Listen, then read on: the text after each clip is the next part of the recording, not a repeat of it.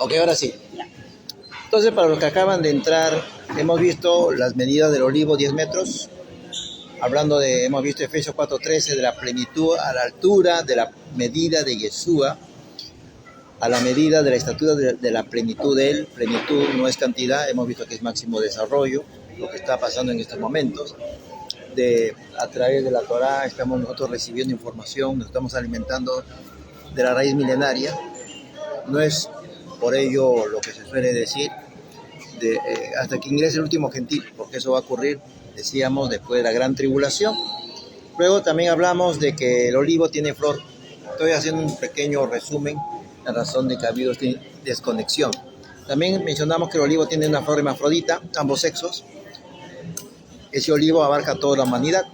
También hay flores estamíferas, las cuales no tienen pistilo, incapaces de dar fruto, florecen, pero carecen de fruto. También hay dentro de un grupo, dentro de una congregación, tales situaciones. Y finalmente dijimos que el olivo se cultiva a 12 grados, que habla de gobierno, se pastorea a esa temperatura y que soporta inviernos. Ahora, respecto a soportar oposición, ahora sí, 1 Corintios 10:13, ¿qué nos dice? ¿Quién quiere leer? 13, 1, 3, 13. Ya. No os ha sobrevenido ninguna tentación que no sea humana, pero fiel es Dios, que no os dejará. Esa primera parte, okay. Ninguna tentación que no sea humana. Ya, ahora, ahí es el causante y la víctima. Llega una tentación, una prueba, con una figura, con una estructura humana. ¿Ya? Entonces, nada de lo que te pasa o nos pasa a nosotros ha sido ajeno antes un ser humano. ¿Qué más? ¿Qué dice? Pero fiel es Dios, que no os dejará ser tentados más de lo que podéis resistir. Una forma de tentar también es cuando nos acosan, cuando nos persiguen. ¿Por qué es tentar? Porque quieren que a través de esa persecución nosotros desfallezcamos, nosotros asumamos una actitud un tanto contraria a la que está acostumbrada. Claro, o sea, se refiere a que ingrese a un estado de depresión, ¿no? Que por qué a mí me pasan estas cosas. Bueno, o lo que dice, ¿no? La lástima duele, pero dice el padre que sí lo puede soportar. Él no va a impedir esa tentación. Lo que va a impedir es que sea más allá de lo que tú puedes soportar. Y cuando la detiene, es porque sabe que más allá de ahí ya no puede soportar. Entonces te da la salida. Pero hay un límite. Vemos también, tocante al olivo, Jeremías 11, 16 al 17. Vayamos a Jeremías capítulo 11, en los versos 16 al 17. Jeremías 11, 16 al 17.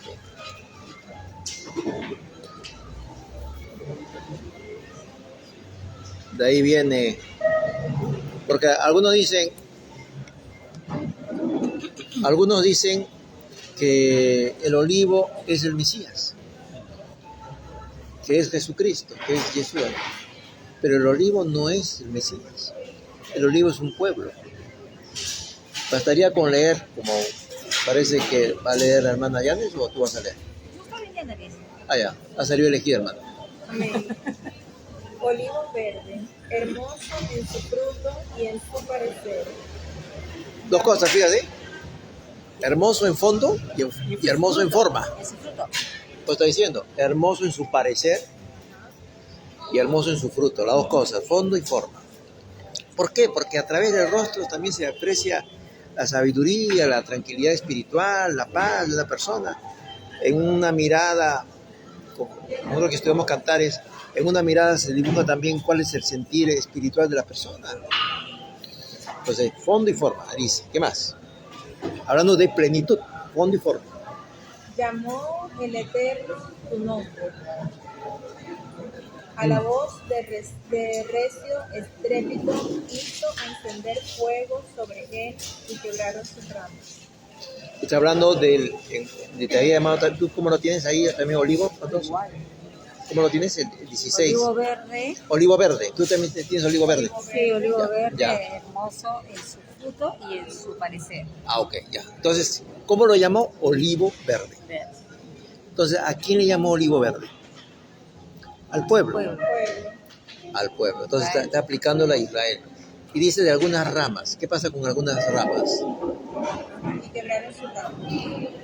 Recuerda también que el apóstol Pablo dijo que algunas ramas fueron desgajadas o quebradas. Algunas. Hay la tendencia a leer que no, todas las ramas fueron sacadas, ya no existen. No, dice que algunas ramas fueron sacadas. Y en esas ramas quebradas, porque no llegan a dar fruto, fueron colocados los extranjeros, los gentiles. Dios también está hablando de esas ramas. 17. Sí, hermano, siga. Porque Elohim de los ejércitos que te plantó ha pronunciado mal contra ti a causa de la maldad de la casa de Israel y la casa de Judá han hecho, provocándome a ira con incesar a Baal. A ira con incensar a Baal. La idolatría que se practicaba en dicho tiempo. Entonces está hablando precisamente del pueblo de Israel. No está hablando del Mesías, que el olivo es Israel. De eso está haciendo referencia.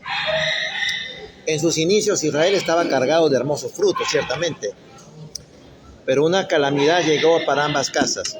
Para la casa de Israel, que está esparcida desde el imperio asirio por todas las naciones, y a la casa de Judá.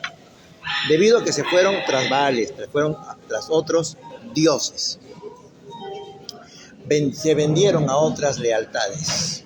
Se vendieron a otros conceptos religiosos. Perdieron su identidad. No tuvieron ni fondo ya ni forma. Pero habrá restauración para todo Israel, ambas casas. Se considera al olivo un árbol también indestructible. A nivel de la ciencia natural, el olivo es conocido como un árbol altamente resistente. Simboliza ello que llegaremos a tener un cuerpo espiritualizado o un cuerpo glorificado. De eso también habla. Si se tala o se corta del tallo subterráneo, brotará al poco tiempo un retoño. Cuando se tala un olivo, hay un retoño que brota. Recordando lo que está escrito, derribados como árbol, mas no destruidos. Vayamos a 2 de Corintios capítulo 4, verso 9. Derribados, mas no destruidos. El mismo Señor menciona el olivo, el pueblo de Israel, decía, si el árbol verde, a veces Israel, que no lo pone seco. Está bien. 4:9. 4:9.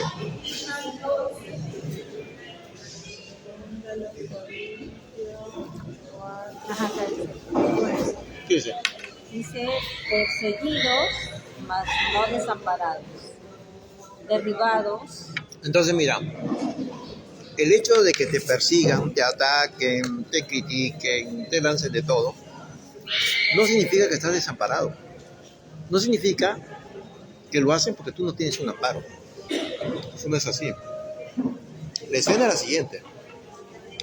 Perseguidos, sí. Desamparado, no. Pero perseguidos, sí. ¿Qué más?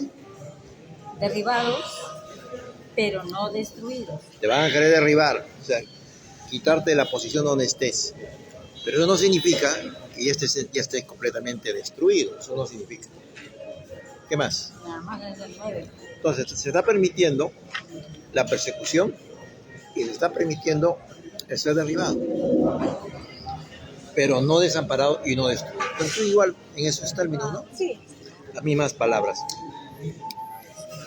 ¿Ustedes saben qué ocurrió? ¿Con qué aplicó Yahweh el juicio que hubo? Que se los llevó a todos. El diluvio. La pregunta es, ¿por qué, hablando justamente de esto, no fue destruido? Y emergió, fíjate, de todo eso emergió, hubo un retoño. Entonces, el olivo emergió, pudo resistir al diluvio, fue el único árbol que se mantuvo en pie, porque la paloma daba vueltas y no encontraba otro árbol. Con sus 40 días, fíjate lo que resistió, 40 días con sus 40 noches. Vayamos a ver lo que es Génesis capítulo 7, verso 12. Vamos a Génesis capítulo 7, verso 12. Por eso que tenemos cuidado cuando hay esas expresiones, ¿no? Me voy con él. Pero ¿quién es él? El diluvio. En cambio, el que se queda es el guardado. Noé. Pero es que está en los evangelios, uno busca. Siempre leer despacito, en los evangelios está. Y así como se los llevó, guardados. Fue guardado en Gosén Moisés, fue guardado en el arca Noé. Y para que no haya pelea eran 4 hombres y 4 mujeres. No, ¿por qué guardó más hombres? 4 hombres, 4 mujeres, 8. ¿No? Entonces, vayamos a Génesis 7:12. Y hubo lluvia sobre la tierra, 40 días y 40 noches. Entonces, fíjese lo que resistió ese olivo. 40 días con sus 40 noches. Y también Génesis hemos leído 12, ¿no? El 17. 17 dice, y fue el diluvio 40 días sobre la tierra, y las aguas crecieron y alzaron el arca y se elevó sobre la tierra. Ese proceso de 40 días. Y fíjese en Génesis 7:24, pues la tierra quedó inundada durante 150 días. 150 días resistiendo ahí un olivo. No, hay 150 días. De ahí, con todo eso en consideración, los 40 días que duró el diluvio y que la tierra quedó inundada 150 días más, es que Noé saca a un ave. Vamos a leer esto en Génesis capítulo 8, en los versos 6 al 11. Vamos a ver cuántas veces es enviada esta ave. Génesis capítulo 8, en los versos 6 al 11. A ver. Sucedió que al cabo de 40 días abrió Noé la ventana del arca que había hecho, y envió un cuervo, el cual salió, y estuvo yendo y volviendo hasta que las aguas se secaron sobre la tierra. El cuervo, no pasó nada con el cuervo. Envió también de sí una paloma, para ver si las aguas se habían retirado de sobre la faz de la tierra. Y no halló la paloma donde enviar la paloma fuera del arca. Y la paloma volvió a él a la hora de la tarde, y he aquí que traía una Hoja de olivo. Y entendió Noé que las aguas se habían retirado de sobre la tierra, Ahí cuando estamos leyendo nosotros, ¿esa hoja de olivo es casual? Desde ahí viene Israel sea perseverante. ¿Cuántas veces fue enviada la paloma? ¿Has leído hasta el 11, no, hermana? Hasta el 11. ¿Has leído? ¿Y cuántas veces fue enviada la paloma? Creo que 3 veces. 3 veces. ¿Tú? ¿Tú estás adivinando? ¿Y tú? 2 veces. ¿Una fue, y el cuervo no fue una vez? No, hablando de la paloma. Ah, la paloma. Paloma nada más. Sí. Fue 3 veces la paloma. Pero el cuervo también fue más de una vez. Una vez el cuervo. Y Pero entonces no, quedó. sí, tú sabes que el cuervo. ¿O después se ahogó? No, Se ahogó el cuervo. el cuervo se dedica a hacer sus. El cuervo tiene es una ave inmunda. El cuervo representa la oscuridad, la maldad, es una ave inmunda, no es digerible. Y ya después hizo abandono de misión y se quedó por allá. Entonces Entonces, pero la paloma no, la paloma sí regresa. La pregunta del millón. Y 3 ¿Por qué veces. fue enviada una paloma y el Señor no se lo dijo? ¿Por qué no? ¿Por qué enviaba la paloma ¿Tiene la respuesta? y no? No, pero... No, pues ahí está. A ver. Dice, pero vamos a analizar, quizás con esto vamos a analizar. En todo el mundo aquí no tengo donde... Acá esta simbología de la paloma, del Ruach, ¿no? Que no tiene dónde reposar. Con la figura del Mesías, igual, no tengo dónde reposar. Entonces, comienza a hacer las conexiones. La segunda vez y por la tarde ahí que regresó con una hoja de olivo. Sí, ahí regresó. ¿No? Regresó con una hoja de olivo por la tarde. Eso habla de una restauración de Israel.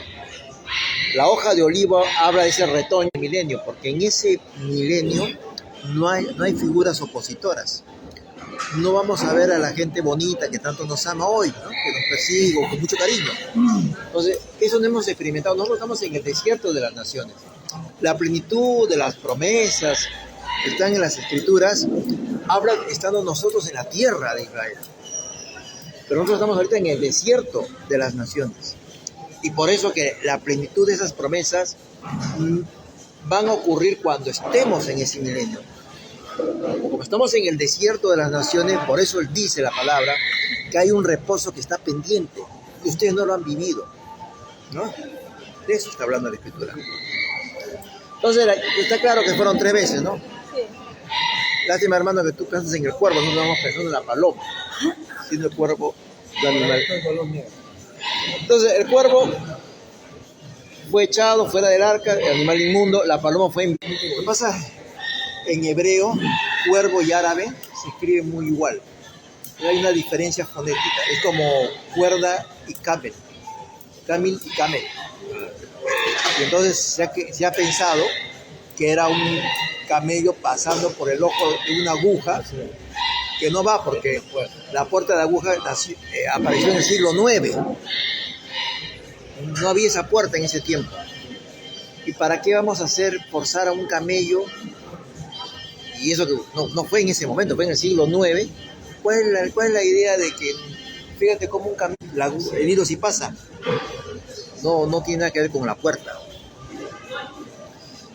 Y cuando uno va al griego, Lucas emplea el término aguja, y eso tiene que ver con los médicos, porque él era médico, hablaba de una aguja de cirugía, con el cual cosían las heridas.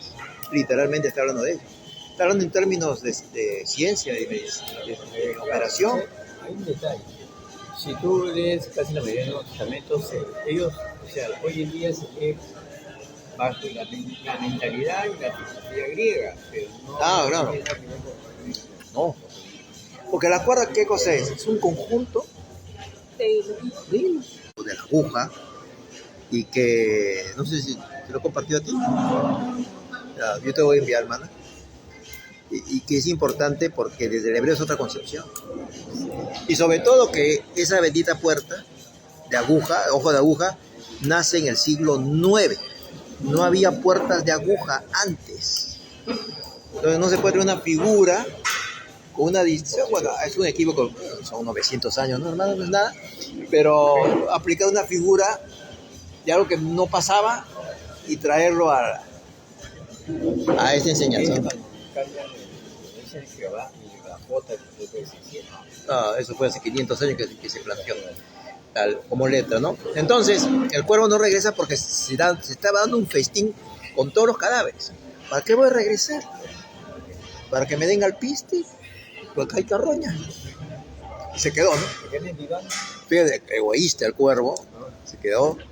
No hay gente que es cuerva. Cuidado que de ropa tendida. Entonces, y la paloma, ¿no? Mundos. Ese cuervo está relacionado con el ave en sí, está relacionado con la brujería. Dichos espíritus van de un lado para otro sin encontrar dónde reposar y vagan por la tierra. Lo vemos en Apocalipsis sobre aves inmundas. Vayamos a Apocalipsis 18:2. Apocalipsis capítulo 18 en el verso 2. ¿Qué nos dice la Escritura? Apocalipsis 18:2. Así que si vas a tener algún día un ave, que no sea un cuervo, hermano. Y se ha hecho la habitación de demonios y guarida de todo espíritu inmundo y albergue de toda ave inmunda aborrecida. Ahí están las aves inmundas y dentro de ese conjunto de aves inmundas, guarida de demonios, está el cuervo. ¿No? Está bien la tierra. Ahí la palabra está siendo clara. Entonces, la paloma en el primer viaje, como símbolo del Espíritu Santo, de Rúa. En el segundo viaje, la paloma sí pudo reposar y arrancó una hoja de un olivo. La arranca, que representa a Yeshua, porque la paloma fue la que reposó sobre él en forma de paloma y Yeshua como hoja fue arrancada, es decir, al morir fue arrancado de este mundo. Ese arrancar, esa palabra en hebreo, arrancar, habla de una acción violenta. Y esa hoja, el Mesías fue retirado con violencia de este mundo, fue arrancado. Nuestro maestro. Arrancar es una palabra hebrea, taraf, T-A-R-A-F. Taraf significa muerte por asesinato. Una proyección que la paloma trajo esa hoja de olivo desde el monte de los olivos. Por eso que demoró en regresar, incluso lo hizo en el horario de la tarde, la paloma. Y esa paloma en su regreso también señala al Mesías en su retorno. También a quien lo envió y como promesa de retorno vendrá para nosotros. Ahora, por la tarde se hacía, ¿qué cosa se hacía por la tarde? Eso de la 3, ¿qué ocurría a las 3 de la tarde? A la hora que regresa la paloma. Aproximadamente en esa hora, las 3 de la tarde que él expiró. Sí. Es la vinculación con el Mesías y por eso que la paloma regresa en la tarde. Toda la palabra siempre conectada, ¿no? Toda la palabra. Y la tercera vez la paloma ya no regresó, porque nosotros tenemos un milenio. Y después de él, ¿no? 2 milenios. Y la tercera, reposo. Ya no regresa. No regresó la paloma, ya se quedó reposando. Porque el Consolador quedará con nosotros hasta el fin del mundo. Y lo que viene es un milenio de reposo, de tranquilidad. Habla del reposo en Yeshua, o el bautismo en el Espíritu Santo, el Ruach y fuego, y habla también de ese reposo en el milenio. Entonces, la historia, como los viajes de la paloma, fueron 3 también. La historia está dividida como los viajes de la paloma. Entonces, quedó claro que cuántos viajes hizo la paloma. Uno que lo último que se fue, Sí. pero fueron 3 viajes. El primer viaje, ¿qué pasó con la paloma? Regresó. La segunda, ¿qué trajo? Trajo el olivo. ¿Perdón? Antes de la Torá, habían pasado 2926 antes de Cristo. No había compromiso de bodas, no trajo nada en el pico, no había nada. Nada. No había el compromiso de bodas. Ese es lo que es el primer viaje de la paloma.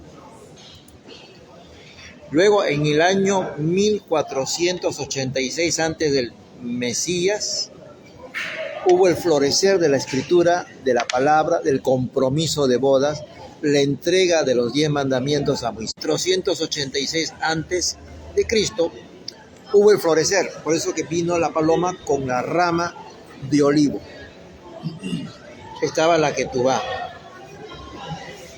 Luego, 2000 años de Yeshua hasta nuestros días, donde la paloma se queda con nosotros para reposar en el milenio. Después de esos 2000 años, que estamos próximos a lo que es el cumplimiento de ese tercer viaje de la paloma, se queda la paloma con nosotros y a lo anterior, a este sistema de mundo, si no estamos en otro sistema. Ya no regresamos a lo anterior. Vemos nosotros también finalmente que en el Salmo 1 encontramos que el hombre será como un árbol plantado. No sé si tú quieres leer el Salmo 1 antes que colapses de sueño. El Salmo 1, ¿qué es lo que nos dice la Escritura? 6 versículos. Es corto, ¿cuánto versículos? Bienaventurado 6. Está como el tercer viaje de la paloma. No, que lo que pasa es que él está atento a tu disposición. La santa, mira. Sí. ¿Qué vamos a hacer? ¿Qué vamos a hacer, hermano? No hay puntada sin ir. Todavía me está mirando. El justo y los pecadores. ¿Ya? Bienaventurado el varón que no anduvo en consejo de malos, Ajá. ni estuvo en camino de pecadores. No transita con ellos. No está en el camino de sus estrategias, sus ideas. Hay que hacer las cosas así, así. No está en esas cosas. Ni en silla de escarnecedores se ha sentado. Ajá. ¿Escarnecedores? Todos aquellos que... Sí, que se trabaja. ¿Perdón? Es un ataque directo y es una molestia. Una coyuya es una continua molestia a la persona. Así tú no lo veas como enemigo, las personas te ven como enemigo. O sea, es injusto hasta el insulto en la forma de hablar. Las acciones terminan en escándalo de los escarnecedores. Sus acciones son un conjunto de acciones viles que terminan con, y está ligado mucho con el escándalo. Sino que en la ley de Yahvé está su delicia. Ahí se delicia. Es su delicia. Y en su ley medita de día y de noche. ¿Cómo será? Será como árbol plantado junto a corrientes de aguas. Por eso cuando dice árbol plantado, siempre esto es constante en la Escritura. Cuando vino el Espíritu Santo dice que se asentó, lenguas de fuego que se asentaron. Esto lo vimos ayer lo vimos, en Enoch. Muy buena. Dijo el vino.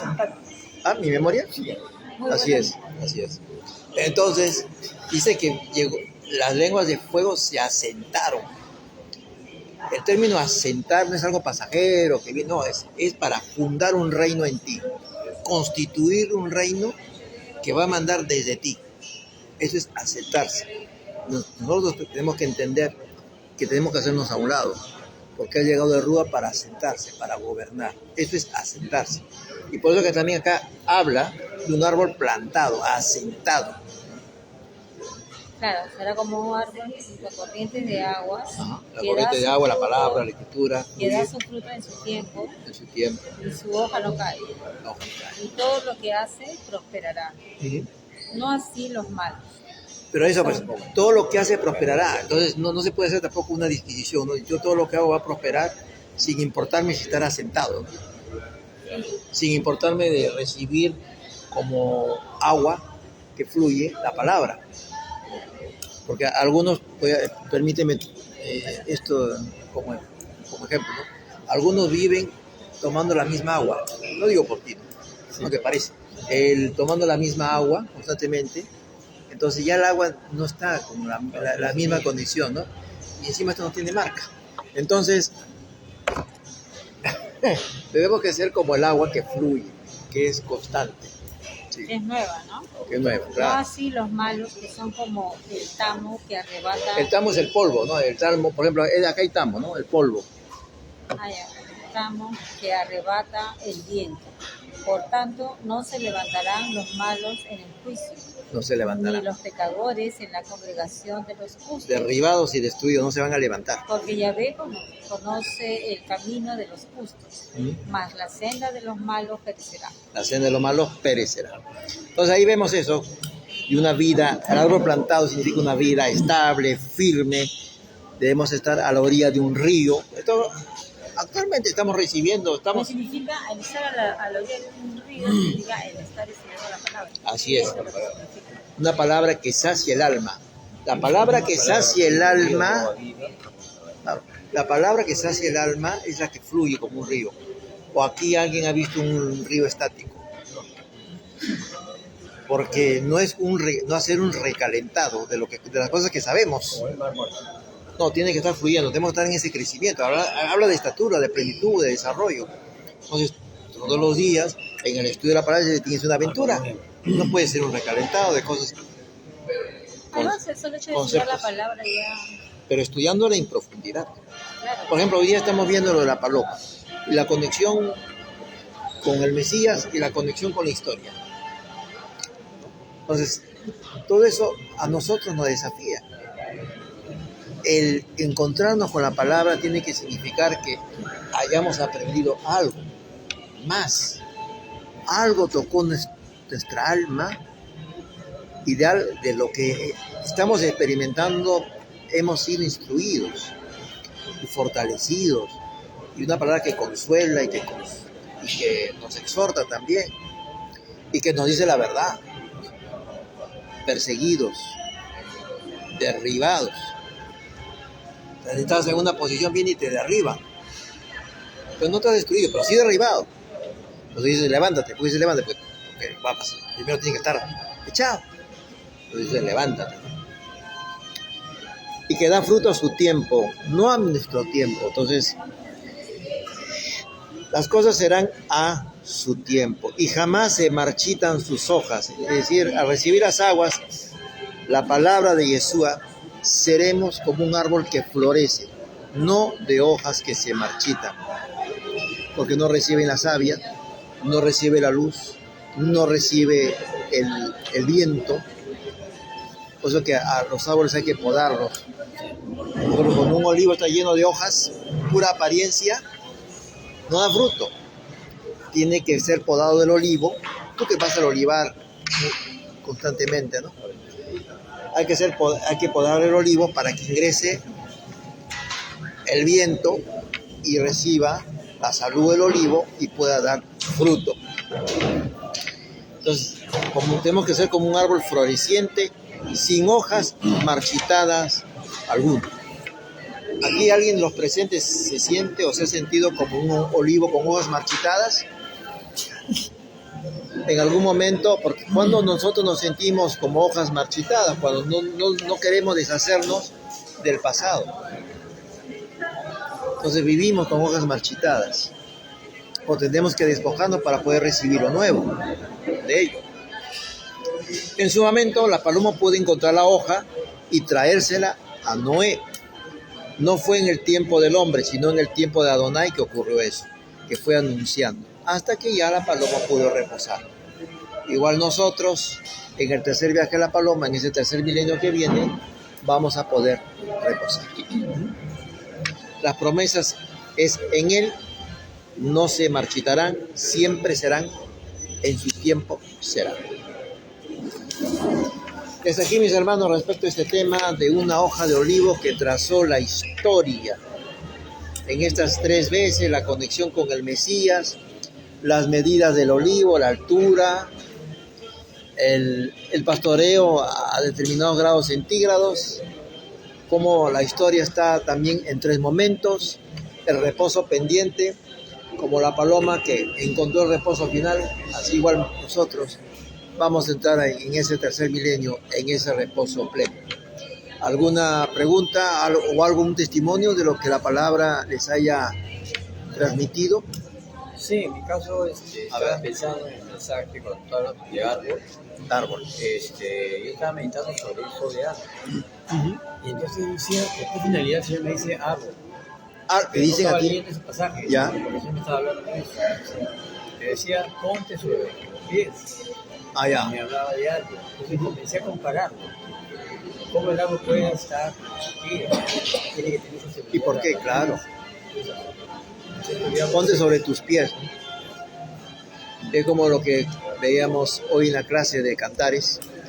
En Cantares capítulo 7, verso 5, dice que la novia del amado es como el monte Carmelo. El monte Carmelo en Israel es una cordillera. Cantares 7:5, es como una cordillera. Entonces hace un contraste, donde ese monte Carmelo mira al mar Mediterráneo, mira que son las naciones. Pero dice, es hermoso ver su cabeza erguida como el Carmelo. El Carmelo pues sobresale, estamos hablando de 525 metros aproximadamente sobre el nivel del mar. Y abajo, ¿no?, los bordes de la tierra, el desierto, el valle. Pero dice que nosotros debemos estar con la cabeza erguida. Cuando nosotros salimos a las calles y estamos con la cabeza agacha, apesadumbrados por la aflicción, por algo, algo irresoluto, ¿no? Incluso el cuerpo adopta esa figura de percha, de colgador, ¿no? Pero acá nos dice que nosotros debemos ser como el Carmelo, porque el Carmelo tiene harta vegetación, toda esa, yo envié una foto por WhatsApp, es una exuberante vegetación y segundo lugar, que tiene piedra caliza, firme, dura. Entonces cuando nosotros salimos a las calles como ciudadanos del reino de los cielos, con la cabeza erguida como el Carmelo, lo que dice Cantares 7:5, es como cabeza entendida, no tiene nada que ver con ego, sino como cabeza entendida que mira y tiene perspectiva desde lo alto de las cosas como son. Y entonces mira las cosas que me ocurren, pero las entiendo. Entonces dice, ten la cabeza entendida como el Carmelo está, ¿no? En esa posición. Es una forma poética, ya, una metáfora, que está en Cantares 7:5. Eso lo hemos grabado incluso, toda esa explicación. Sí, está grabado, así que no... vamos a compartirlo seguramente mañana, lo vamos a subir los canales. ¿Algún testimonio más, hermano? ¿Todo quedó claro de la paloma? Tú estabas más inquieto por el cuervo, no sé.